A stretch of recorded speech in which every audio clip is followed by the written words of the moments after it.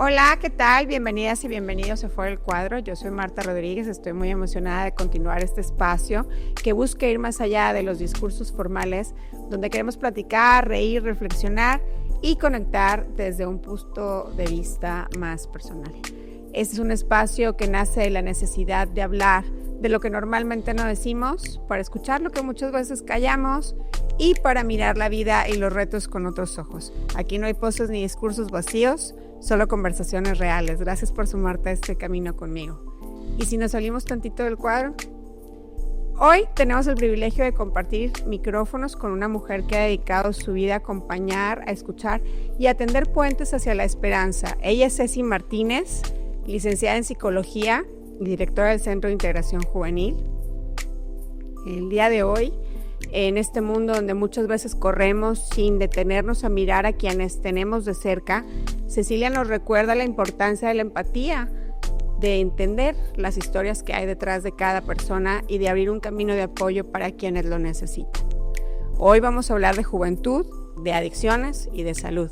Así que bueno, acompáñanos en este camino, pero sobre todo de cómo podemos desde nuestra vida cotidiana ser parte de una solución y no de un problema. Así que te invito a que te quedes con nosotros porque esta charla promete abrir el corazón y la conciencia de muchos. Muchas gracias, Cecilia, por acompañarnos. El día de hoy, bueno, es nuestro segundo capítulo. Estamos realmente nuevos en este podcast, pero la idea es poder hablar de situaciones que pasan en un diario vivir en nuestra comunidad y qué mejor que hoy el tema de adicciones y qué mejor que con una profesional como tú que te has encargado toda tu vida de atender este tema. Bienvenida. Platícanos un poquito de ti, Ceci. Ay, Marta, muchas gracias, muchas felicidades siempre, sabes que eres una mujer que yo admiro mucho. Muchas gracias. Que has tenido que enfrentar muchos retos y desafíos y que trabajar de la mano contigo ha sido para mí pues un privilegio. Y bueno, pues ¿qué les puedo contar de mí? Yo soy psicóloga de profesión, estoy por cumplir mis 20 años en el Centro de Integración Juvenil como personal operativo todo este tiempo y estos últimos 3 años como directora, ¿no? Que ha sido un cambio muy fuerte, pero también para mí la oportunidad de hacer más de lo que antes hacía. Y pues qué buena fecha nos toca porque pues en el mes de agosto festejamos el Día Internacional de la Juventud o de las Juventudes. Así es. Las adicciones es un tema que nos preocupa a todos, Marta, pero no a todos nos ocupa. Así es. Y esta es una preocupación puntual que yo he tenido en esta dirección, que no nada más la gente esté preocupada, sino que también esté ocupada, cada quien desde su trinchera, desde los padres, los maestros, los niños, los jóvenes, los empresarios, los funcionarios, que no nada más hablemos de una preocupación, sino también de una ocupación, ¿no? Claro, totalmente. Platícanos, Ceci, ¿cómo fue que te tocaste fondo en este aspecto y quisiste dedicarte a trabajar con un tema de adicciones que sabemos bien que es un tema muy complicado porque tratamos con personas que muchas veces no quieren cambiar o no saben cómo, y también el acompañamiento de la familia, muchas veces el entorno es muy complicado? Claro. Y platícanos, ¿cómo fue esto? Fíjate que yo creo que si me lo hubieran contado cuando yo estudié psicología, que iba a ser adictóloga, no lo hubiera creído. La psicología tiene un campo muy amplio de aplicación y la clínica es un área de respeto, la psicología clínica, ¿no? Por todo lo que conlleva el estudio, la preparación, la actualización y los desafíos. Y cuando yo estudié, mis primeros acercamientos al mundo laboral, pues fueron en educación especial particularmente. Yo hice mi servicio social, tenía, pues no me acuerdo, Marta, 18, no sé, 19, 20 años, pero yo... Bueno, hace un poquito. Ayer, ¿no? Para ser exactos. Yo hice mi servicio social en el Centro de Integración Juvenil, fíjate, de estudiante. Entonces a mí me mandaban, estaba el equipo cuando estaba el centro a un costado de la Plaza de Toros, porque pues ahí arrancó en 1987, y cuando nos mandaron a buscar dependencias, yo no sé por qué, fui a dar al Centro de Integración. Me quedaba súper lejos de mi casa, súper lejos de la escuela. La verdad no me acuerdo, pero fueron 6 meses de trabajo que estuve ahí aprendiendo, dando talleres, nos capacitaron y demás. Cuando yo terminé mi servicio fue muy feliz, me dieron mi carta, terminé mis estudios y demás.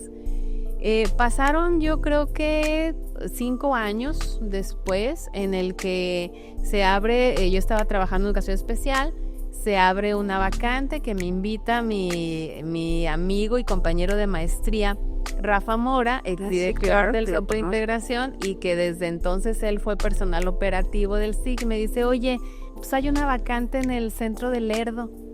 Y yo, ¿a poco? Sí, pues ve, ¿no? Vea, porque falta uno para la terna, ¿no? Casi me ayuda. Y pues bueno, yo no conocía el monstruo de institución que era el Centro de Integración Juvenil. Como estudiante yo no alcancé a ver lo que era el Centro de Integración Juvenil. Afortunadamente me quedo en Lerdo en el 2006. Para el 2010, que hay un cambio importante con el equipo de Torreón, donde Rafa Mora entra como director en el 2010 y él solicita que haya gente con experiencia porque le tocó empezar de ceros. Entonces solicita y pues se acordó que yo estaba en Lerdo y dijo, pues échenme la mano, ayúdenme, nos venimos 2 compañeras y empezamos junto con él prácticamente con un equipo nuevo, con los nuevos cambios que tenía la institución también y con nuevo inmueble, porque fue en ese año que nos cambiamos de la Plaza de Toros al inmueble que tenemos ahorita y que no es un privilegio porque no todos los centros de integración del país tenemos inmueble propio. Y pues acá nos tocó cosechar los frutos de un trabajo previo del patronato local, donde ya estamos en La Juárez. Entonces ya de 2010 para acá, pues estamos ahí. Ok, Ceci, fíjate que es importante decirlo, pero lo que hoy nos ocupa es poder atender un tema de adicciones que está tan presente en la juventud. Y yo creo que vamos a adentrarnos ahorita un poquito más en el tema de adicciones como tal. ¿Qué es lo que hace a un joven, una persona susceptible o con tendencia a caer a un consumo de drogas? El entorno, una personalidad, una falta de oportunidad. ¿Qué es lo que hace a una persona, en este caso a los jóvenes que ahorita cada vez están empezando más chiquititos a caer en un tema de adicciones? Todo, Marta. Las adicciones es una enfermedad multifactorial. Es erróneo decir por la familia, por el gobierno, por la personalidad, porque no sabe manejar sus problemas, porque es una enfermedad tan compleja y es todo un espectro que las razones son variadas en cada persona, pero eso sí, se tienen que conjuntar varias de ellas que les llamamos factores de riesgo o detonantes para que alguien se enganche con una adicción. Cuando alguien prueba una droga, es que ya trae un camino recorrido de algo que no ha podido resolver. Y a veces me preguntan, ¿pero cómo a los 11, cómo a los 12? Pues a los 11 y a los 12 años. Cuando un niño no es orientado, contenido, comprendido, atendido, pues claro que va a acumular. Y la droga viene a ser en la fantasía, Marta, un escape perfecto para aliviar el sufrimiento, la angustia, el dolor, la ansiedad. Y cuando alguien decide inconscientemente, porque la gente no se enferma, si la gente fuera consciente, la gente consciente se previene, claro, ¿no? O se cuida más.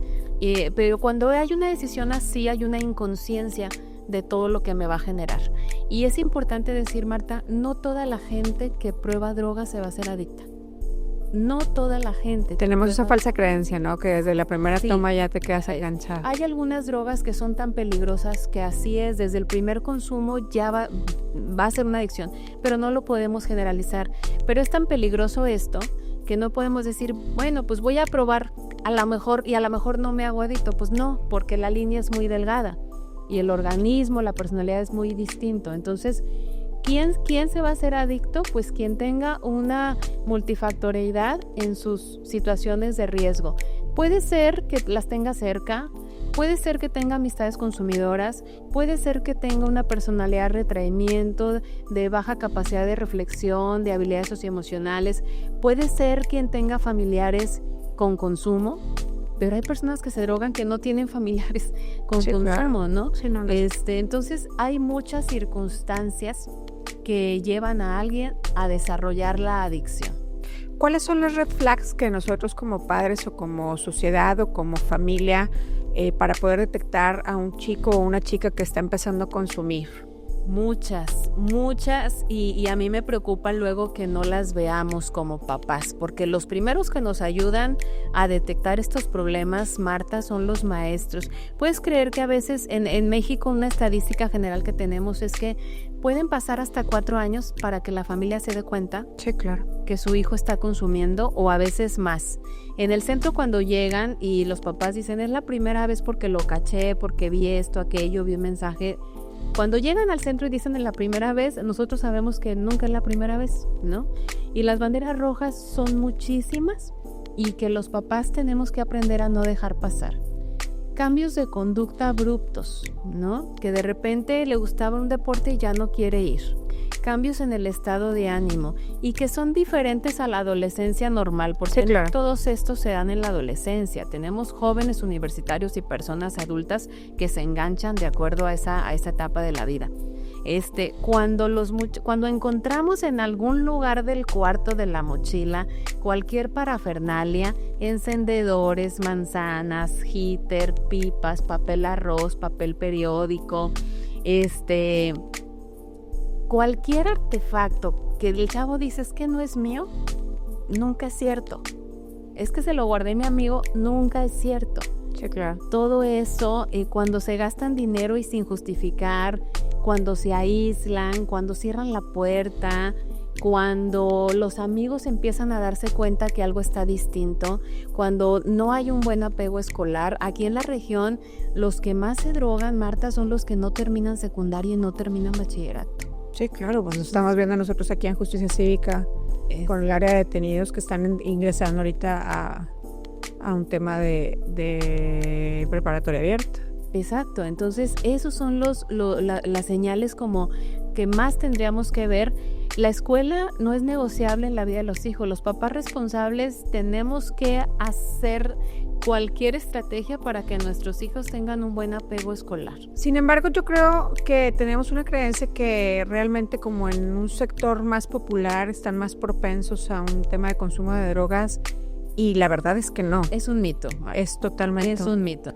En el centro hemos tenido pacientes o usuarios de todas las universidades privadas que hay en la región. Y cuando te digo de todas, sí, es todas. De todas. Yo recuerdo un caso de los últimos que atendí cuando era operativa, una chica tan bonita, inteligente, de una universidad privada con un nivel económico muy alto, que era adicta a los inhalables, a la pintura. Dice ella, los únicos ratos que no me drogo es cuando manejo. Pero a la escuela iba drogada, tenía sus latas en la mochila, como tener el maquillaje en la bolsa, así la tenía ella, con una adicción muy severa. ¿Y cómo logró engancharse en un tema de pintura, por ejemplo, de inhalante? Como muchos, desde una experimentación, desde probar. La realidad es que yo he visto en 20 años, Marta, que nuestros usuarios no son los mismos, Cuando yo entré a centros, recuerdo que había una clasificación que teníamos en las entrevistas iniciales. Si era el usuario, le llamábamos monousuario o poliusuario. Entonces, había gente que llegaba porque usaba una sola droga, ya sea alcohol, tabaco, cocaína, etcétera, y era monousuario, ¿no? Y dirigíamos el programa de tratamiento. Pero como hace más de 15 años ya no tenemos esos usuarios. No, bueno, sí, cada vez hay más drogas distintas y ya no hay quien use una sola droga. Así es. O sea, llegan con 3 o 4 o más. ¿Cuál es la que te abre la puerta? El alcohol. ¿El alcohol? Y la marihuana. El alcohol es una droga que tendríamos que tenerle mucho más respeto del que le tenemos, porque el alcohol destruye la conciencia y la razón de las personas. Y sin embargo, lo vemos tan naturalizado. ¿No? Y los chavos, y que hemos hecho grandes esfuerzos sin duda, ¿no? En conjunto, pero algo, y es un discurso común con las generaciones de ahorita, Marta, de que dicen los chavos, soy muy responsable con el alcohol porque me voy a ir al antro y voy a pedir mi Uber.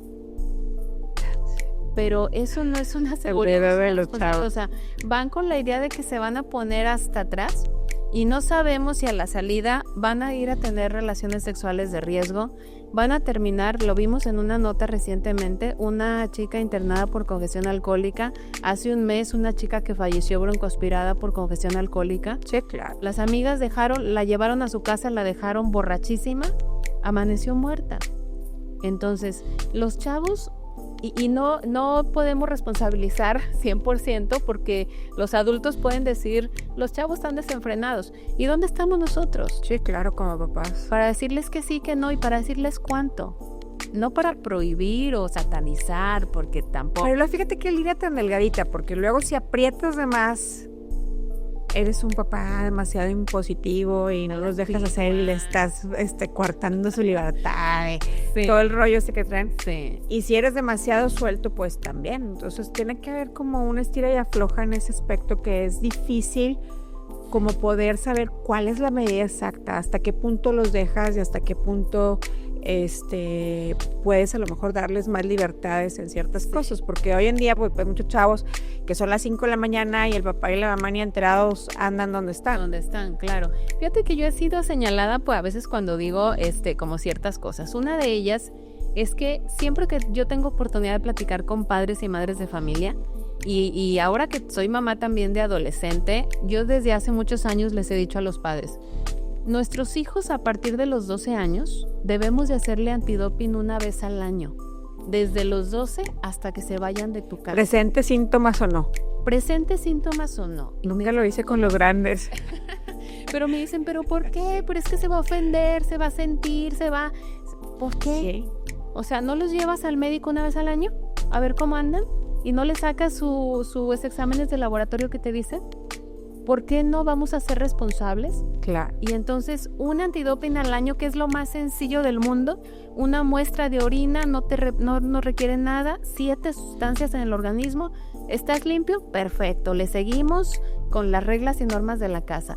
Pero si hiciéramos una detección temprana, tendríamos menos adicciones. Porque Sí. podríamos darnos cuenta desde los consumos iniciales. No, claro, y a veces uno piensa como papá o como mamá o muchas veces como sociedad que en tenerlos entretenidos estudiando o en el deporte los aísla de ciertos riesgos, tal vez puede influir, pero no es una garantía al 100%. Garantía. Entonces, No es garantía. sí es más que estar pendiente. Y mira, te voy a decir a veces lo que pasa en las colonias residenciales de aquí de Torreón, ¿no? Que tienen jardines y tienen áreas en común hermosas y que tienen, los chavos salen a pasear a los perros, salen a correr, esconden la marihuana en los árboles y fuman ahí en las áreas verdes, en las áreas en común.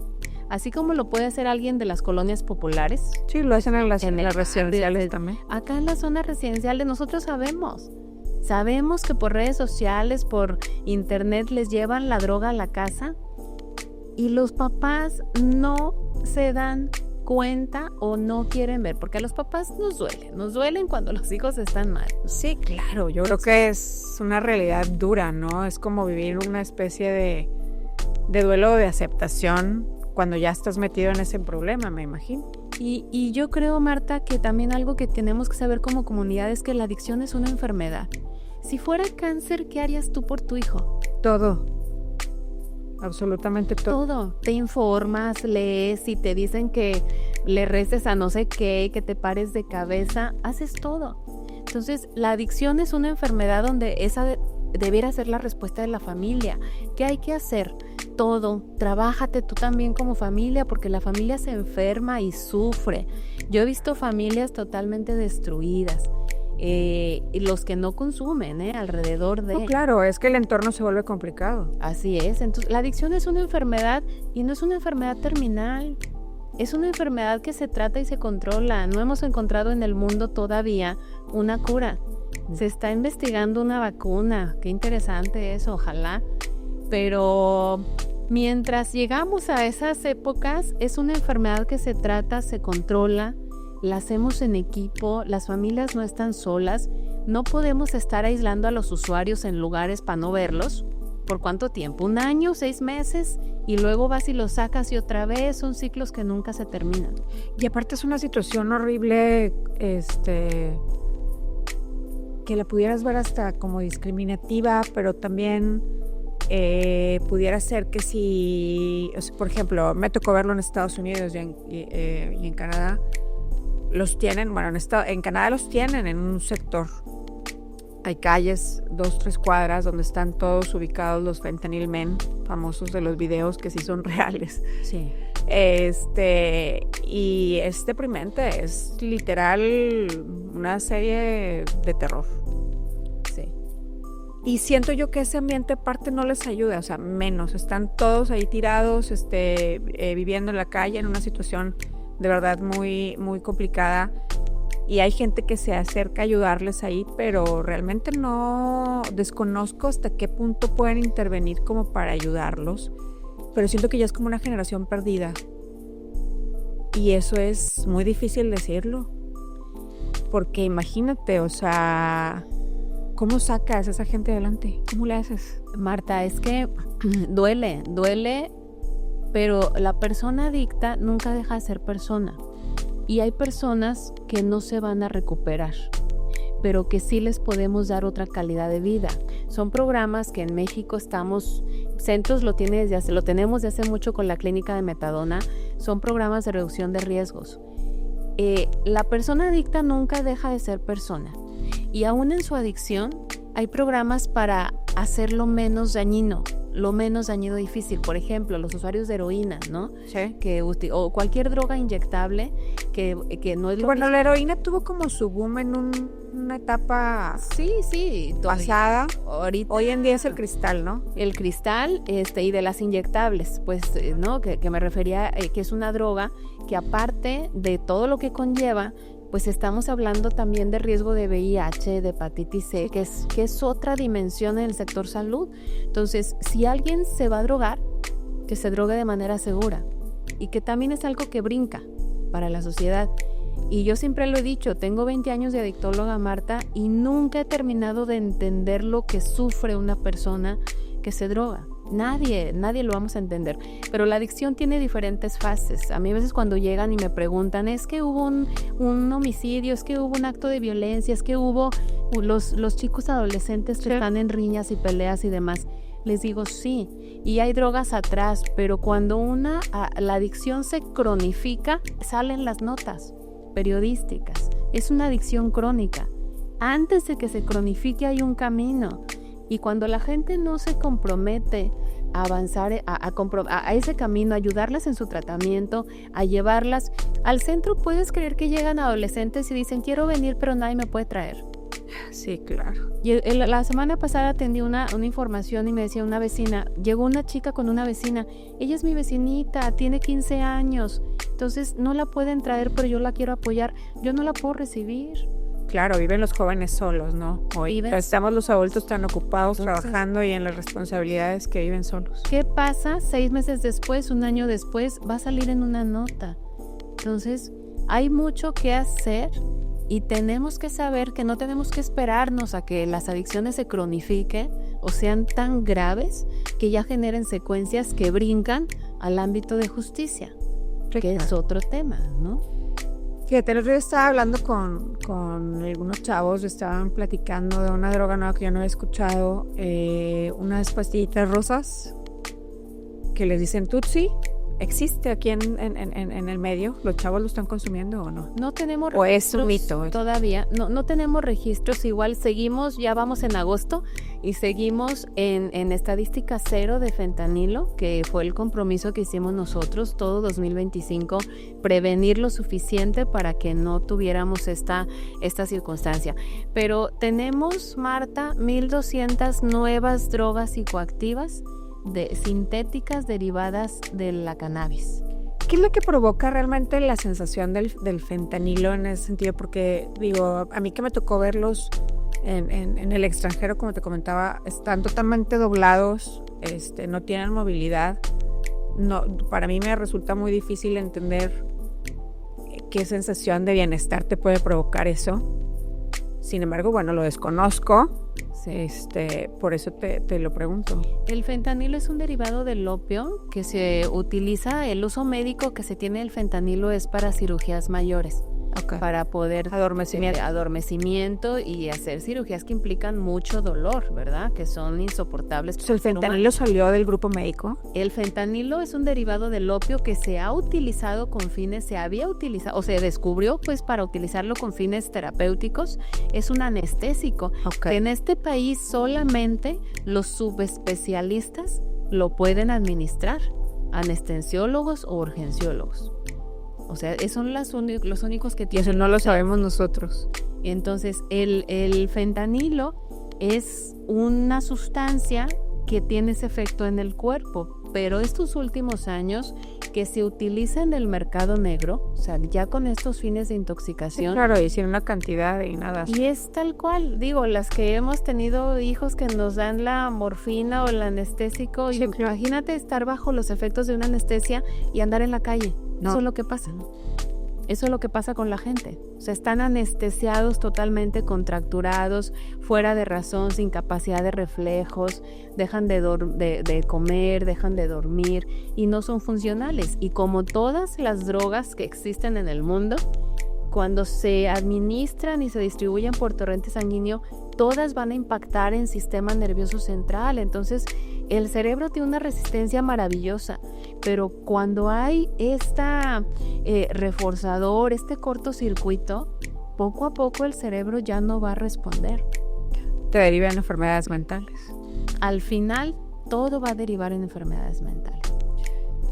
Fíjate, cristal, un tema hoy tan complicado, lo vemos nosotros en los números que el cristal es realmente quien está posicionado ahorita como la droga que más se consume en este sector. ¿Hay cura realmente? O sea, ¿sí sacas adelante un joven que ya es un consumidor crónico de cristal? O también adultos, porque también lo hay. Esto también no nada más tiene que ver con jóvenes, pero se empezó a usar mucho en personas que trabajan demasiado tiempo, que tienen jornadas de trabajo muy extensas, para quitarte el cansancio, para muchas situaciones que hoy en día ya están atorados en una adicción de cristal. ¿Hay manera de revertir los efectos? Sí, y te voy a compartir antes de contestarte eso. Antes de la pandemia hicimos una investigación en centros para relacionar por qué el consumo de cristal estaba teniendo tanto impacto en las mujeres.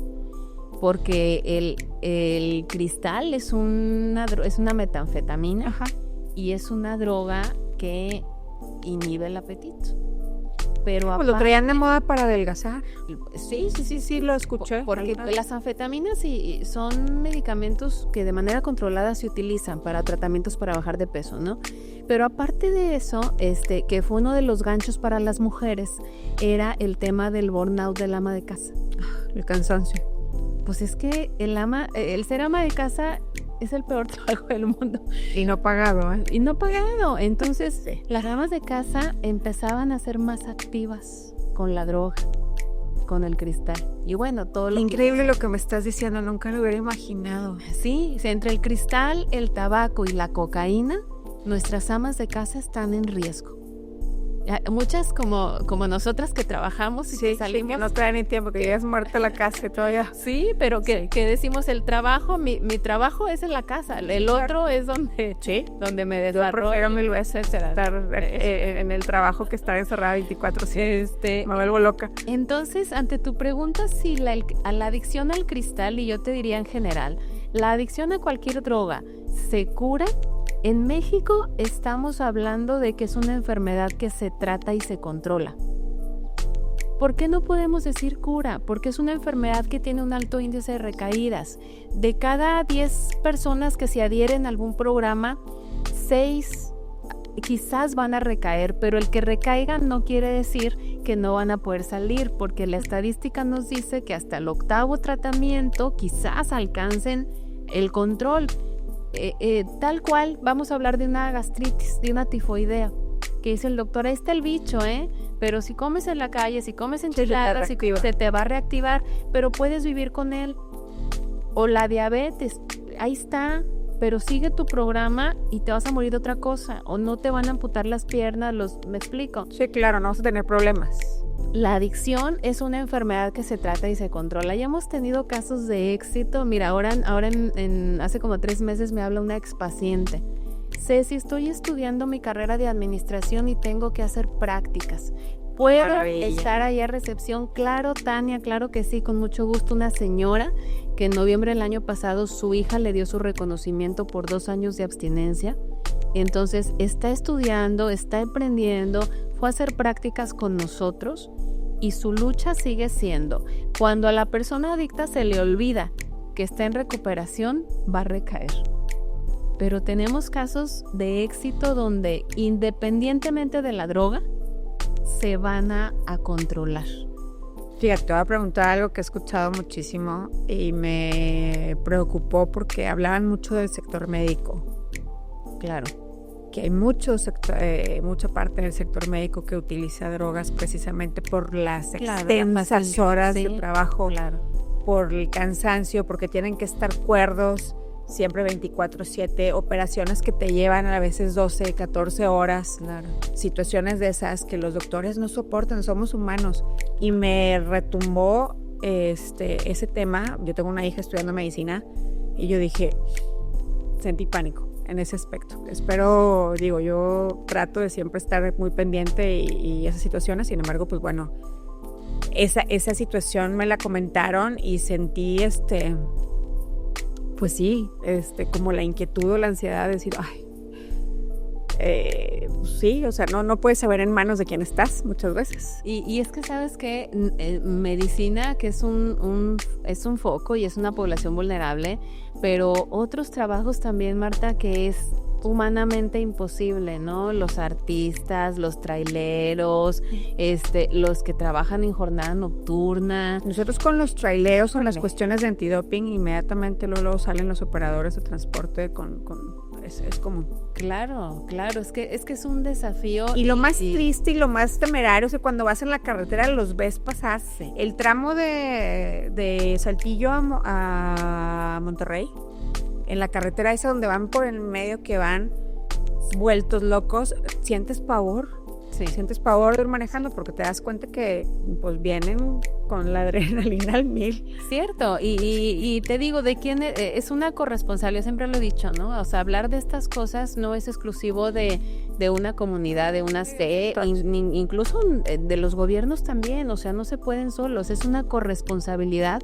Hay empresas que tienen tolerancia cero, que yo les aplaudo y las admiro. Esas empresas que siguen manteniéndose en tolerancia cero drogas, ¿no? Y que tienen programas muy estrictos con personas que tienen que monitorear y que si se rompe la regla, pues no se arriesgan a que tengan. Fíjate, este tema con las maquilas lo empezamos a ver y con muchos que los obreros trabajaban pues jornadas muy largas y que empezaban con consumo de cristal y se empezó a hacer una problemática porque luego empezaban a faltar y luego se juntaba aparte el tema de violencia familiar y muchas mujeres consumidoras en ese aspecto y los empresarios empezó a ser un problema grande.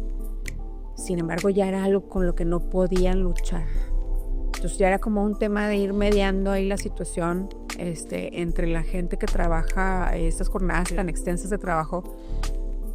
Pero volvemos a lo mismo, es que estamos ahorita en una etapa complicada como de entender cuál sería el paso a seguir de nosotros como sociedad para empezar a prevenir esto y como empresarios también la parte que oferta ese trabajo, ¿no? Que dices, híjole, pues claro, cada vez hay menos condiciones óptimas, por así decirlo, somos humanos. Oye, pues fíjate que a mí luego me dicen que cómo es que hago mi trabajo diario, ¿no? Porque luego me dicen, es que estás en una lucha titánica imposible, me lo han dicho, directamente. Es que está complicada, tiene un reto tototototote. Sí, pero la realidad es más esperanzadora de lo que a veces creemos, es más esperanzadora, ¿no? Porque te voy a platicar, este fin de semana es el Congreso Internacional de los Centros de Integración, ¿no? Va a ser la sede en Acapulco y Torreón fue elegido para ir a presentar el proyecto de Beca a una Escuela, un proyecto que hace 3 años estamos trabajando con empresas. Una empresa está preocupada por todo lo que pasa, sí, claro, pero no nos damos abasto para poder dar información suficiente a los chavos, que es la población foco nuestra. Entonces, desde hace 3 años tenemos 3 empresas, Marta, que nos becan una escuela. Tenemos un psicólogo de planta, un promotor preventivo que entra todos los días a los salones a darles información, orientación y sensibilización sobre los diferentes temas que nosotros abordamos. Hemos visto en las escuelas menos temas de problemáticas entre alumnos. Hemos detectado mucho más tempranamente temas de ideación suicida o planes suicida, porque lo hemos detectado también. Parte muy importante. podemos darnos cuenta de los chavos que están empezando en el consumo, los atendemos y frenamos para que no avancen. Entonces son experimentadores, no brincan a desarrollar la adicción. Y el promotor preventivo hace consejería, hace en corto. Entonces no tienen que ir al centro a tratamiento, donde los tratamientos pues son de 3 meses o más. Tenemos una persona de planta atendiendo a la secundaria que está cerca de la planta de la empresa, donde los papás de los chavos son los trabajadores de ahí, donde los trabajadores antes pedían permiso para atender las problemáticas de sus hijos, Sí, claro. ahora no, y donde también estamos llevando los servicios a las plantas. Entonces es un programa que nace en Torreón y que vamos a ir a compartir con todos los centros del país para que se pueda replicar. Pues qué alegría escuchar esto. Sí. De verdad sí es, como lo dijimos al principio, un puente de esperanza y de ver que no todo está perdido, que es cuestión de poner atención en la problemática. Y pues bueno, yo siempre he pensado y decía que tiene que ver mucho con la educación, con la parte de la atención de los papás. Yo creo que la generación ya de nosotros que somos cuarentonas, ¿sí? ¿También ya? También. Más o menos nos tanteamos. Somos una generación todavía en la que los papás todavía eran como más duros, ¿no? Sí. Eran más estrictos, más cuadrados, más controladores con el tema de los permisos, más... Sí. Hoy vemos que la juventud, pues bueno, ya está un poquito más relajada en ese aspecto. Vemos otros que somos más vieja escuela, otros que son más... No estamos criticando el tema de educación de nadie, pero sí, por ejemplo, yo siempre he pensado, bueno, mi mamá y mi papá hicieron un buen trabajo conmigo. ¿Cómo lo hicieron? Pues bueno, a lo mejor siempre me tuvieron muy checada, muy controlada en ese aspecto y ellos siempre me inculcaban como el miedo en ese aspecto y jamás, hasta el día de hoy, mis 44 años, me drogué. Entonces, siempre me dio como ese miedo, esa parte. Tuve y conocí gente y supe de gente que lo hacía, cercana, amigos. Sin embargo, nunca fue mi círculo y nunca me entró como esa inquietud. Y eso es lo que yo quiero para mis hijos, ¿sabes? Claro. Ahí está como el tema de... Qué difícil poder lograrlo, porque a lo mejor vas brincando con uno, pero sigue otro, y bueno, yo tengo 4 en este aspecto y ella tiene 2, pero sí es un tema súper complicado con los hijos y pues no nos queda más como familia y como sociedad estar atentos, ¿no?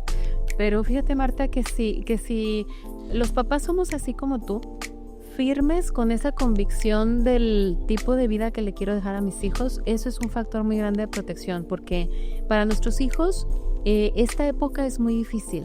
Afrontar las redes sociales, digo, a nosotros nos tocó una diversión muy plena, muy sana, muy segura, aún con todas esas reglas. Oye, yo me estaba acordando el otro día cuando empezamos a salir al antro, apenas te empezaban a utilizar los celulares y eran los Nokia, esos grandototes de ladrillo.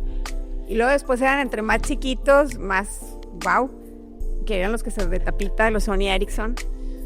Sí. Nos empezó toda esa tecnología desde cero hasta lo que tenemos el día de hoy. Pero tú dices, bueno, hoy a mis hijos chiquitos, pues ¿qué les va a tocar? O sea, si al final de cuentas ahorita está abierto un abanico de posibilidades de muchas cosas. La información a través del internet es bastante variada y es muy difícil estar controlando, por ejemplo, el uso de programas que utilizan en el iPad o de juegos, Roblox, Minecraft, todos los que vienen ahorita de moda y que todos los chavitos juegan, y luego que empiezas a escuchar tanta información que si a través de ese tipo de programas se mete gente con otras dobles intenciones, etcétera, pues tienes que estar súper pendiente. Entonces todo se vuelve peligroso.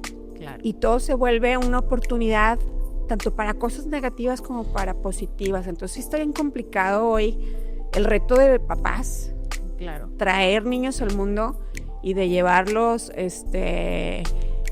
a través de todo ese bombardeo de información que están recibiendo y de todas las oportunidades y todas las situaciones peligrosas que se presentan en el día a día, pues llevarlos en un camino como si estuvieran en una burbujita. ¿Qué más quisiéramos, no? Sin embargo, no lo puedes hacer. No, y aparte de todo, nos tocó también todo el tema de los derechos y de las leyes de los niños, niñas y adolescentes. Entonces, tuvimos que renunciar a esa crianza tradicional del castigo. Claro, mi papá con los ojos me hacía así, yo ya, mira.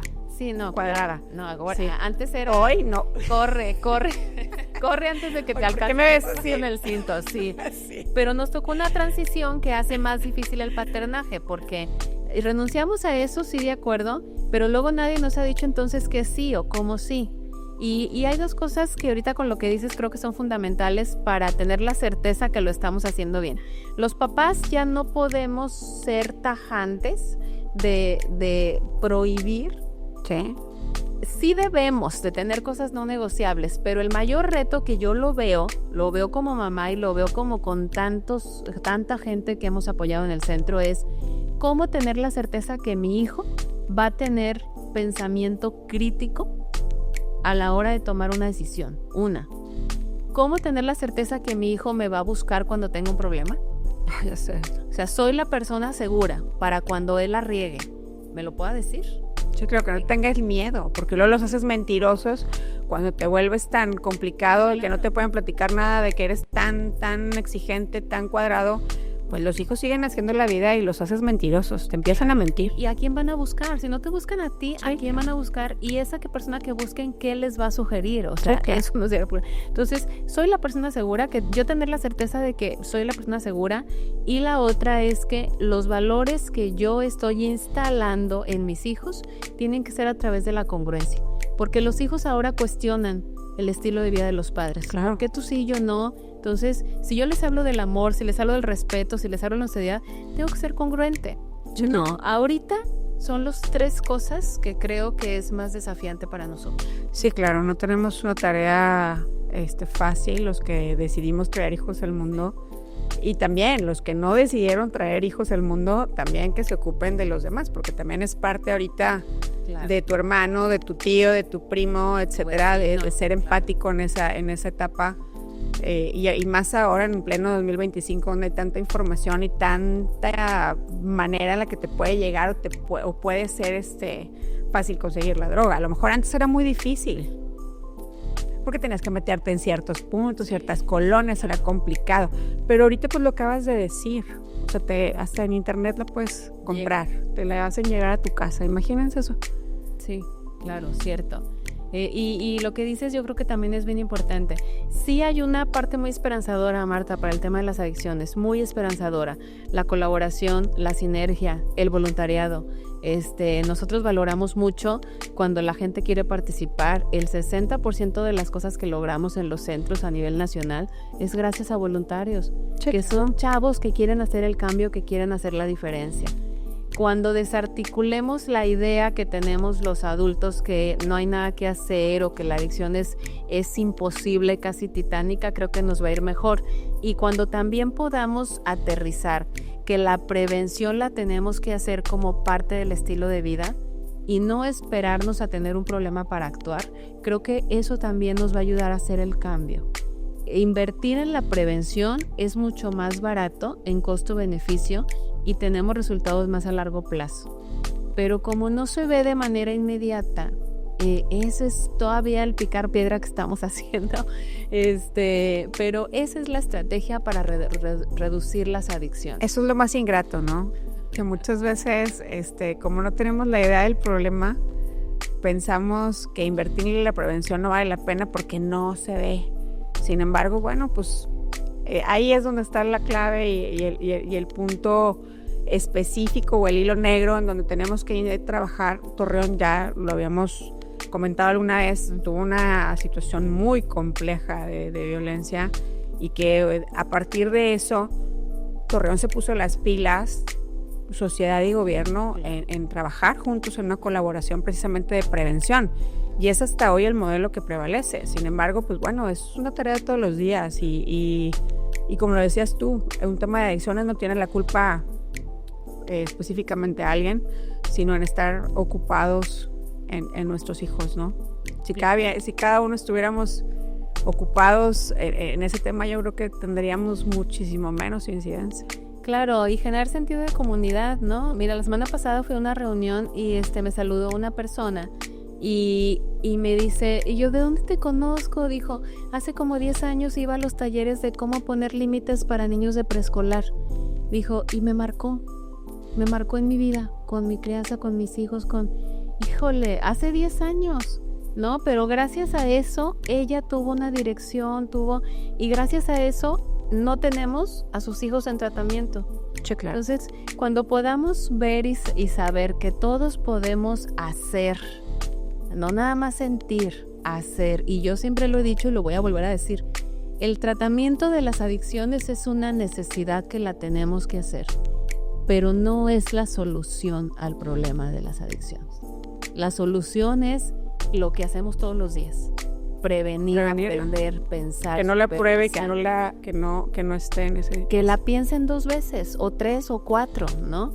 Y que si alguien va a tomar la decisión, que le diga a un adulto, que podamos estar ahí los adultos para poder contener la impulsividad de nuestras nuevas generaciones. Y aparte, fíjate, Ceci, qué difícil, porque ante la presión social en los mismos chavos, sí, es muy complicado, porque ahorita ellos luchan por pertenecer a un círculo social, y muchas veces es la presión de los mismos amigos la que tienen que ellos que aguantar para poder pertenecer. Entonces, ahí también es un tema muy complejo de poder tener esa madurez de transmitirle a tu hijo o a tu hijo o hija, etcétera, que no se deje llevar por ese tipo de situaciones, ¿no? Que su valía no está en que demuestre que puede o no puede. Claro. Es un tema muy complicado, pero bueno. Sí, hay que seguir. Bueno, la labor es empoderar, es darles herramientas a los chavos, es poder seguir acompañando a los papás, porque hay muchos papás que quieren y no saben de qué manera. Eso también es cierto. Y no podemos satanizar a los papás, ¿no? No es responsabilidad de todo lo que pasa, solamente de un área. No, todos estamos ahí teniendo un talón de Aquiles y hay que afrontarlo, ¿no? Yo creo que la vida hoy se ha vuelto difícil para todos, ¿no? En el aspecto de que cada vez mantener una familia con un solo proveedor es complicado, y en día no alcanza el dinero, tienen que salir las 2 partes pilares a trabajar, por lo tanto obviamente hay un poquito más de soledad en los hijos, y bueno, pues es que realmente este es el mundo que nos tocó vivir en el 2025, donde ya las cosas no son fáciles para nadie, y aquí no se trata de juzgar absolutamente a nadie, sino de reconocer los errores que tenemos como sociedad, y que bueno, que hoy en día nos están diciendo que sí hay esperanzas en ese aspecto y que sí podemos lograr revertir los efectos que se están viviendo a través de esta problemática o esta enfermedad tan fuerte como es la drogadicción hoy en día, ¿no? Las adicciones. Ceci, pues muchísimas gracias por acompañarnos. El tiempo se nos agota, podríamos hablar horas. Claro. Te invitaremos en otro capítulo más adelante. Claro. Sin embargo, si quieras dejarnos contactos, algún mensaje a la sociedad, a las familias que están atravesando por una situación de adicciones y que pudieran a lo mejor contactarte. Sí, claro que sí. Bueno, todas las personas que tengan una preocupación, Marta, por sus hijos, un familiar con temas de ansiedad, depresión, ideación suicida, consumo de drogas, aunque sea un consumo inicial, no dejarlo pasar. Pueden acudir al centro todos los martes a las 12 del día. Tenemos una reunión gratuita para la gente donde les presentamos el modelo. Aquí en Torreón no somos un centro de internamiento, somos un centro de consulta externa donde trabajamos especialistas todos los días también estudiando, capacitándonos, actualizándonos para traer pues las mejores cosas para la comunidad de Torreón. Pero también pues mi otro mensaje, aprovechando tu espacio, es que la prevención es abierta para todas las personas, escuelas, empresa, comunidad, asociaciones civiles que quieran llevar los programas preventivos a sus espacios, pues que también estamos a la orden, puestos y dispuestos para estar presentes y ayudarles a implementar programas de prevención que generen ambientes saludables y armónicos donde sea que estemos, un aula de clases, mi despacho, mi empresa, mis vecinas, ¿no? Donde sea, los centros de integración cabemos ahí. Pues muchísimas gracias, Ceci, gracias a todos por acompañarnos en este segundo episodio de Fuera del Cuadro. Me quedo con muchas reflexiones y sobre todo con el corazón contento de saber que hay esperanza y que podemos contar con tipos de apoyo como lo es el Centro de Integración, y a través de Cecilia también, para toda la comunidad que tenga alguna problemática de adicciones. Pues bueno, dejó los contactos, dejó la manera de poder comunicarse, y pues bueno, este espacio es precisamente para esto. Suscríbanse al programa, compartan, si les gustaron estos episodios que hemos estado subiendo, pues síganos, y estamos pendientes para ver qué temas más les gustaría tratar o que abordáramos. Recuerden que lo más interesante siempre está fuera del cuadro. Nos escuchamos en el siguiente episodio y pues bueno, que tengan bonita tarde.